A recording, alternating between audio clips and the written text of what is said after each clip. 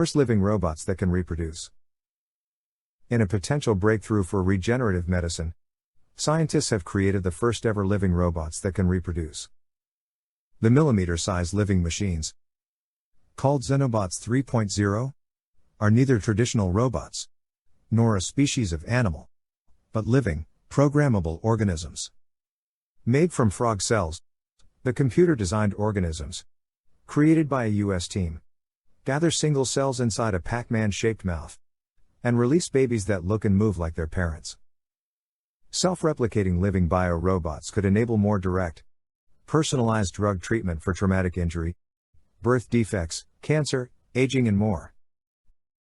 What are Xenobots?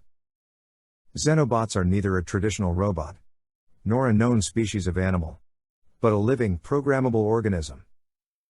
They are made out of adapted stem cells from Xenopus laevis, an African species of frog. Their shape has been designed by a computer to be able to replicate over multiple generations. No animal or plant known to science replicates in this way. Xenobots will help develop computer-designed organisms for intelligent drug delivery. What are stem cells? Stem cells are special human cells that have the ability to develop into many different cell types, from muscle cells to brain cells. In some cases, they also have the ability to repair damaged tissues. Stem cells are divided into two main forms: embryonic stem cells and adult stem cells. Embryonic stem cells can become all cell types of the body because they are pluripotent. They can give rise to many different cell types.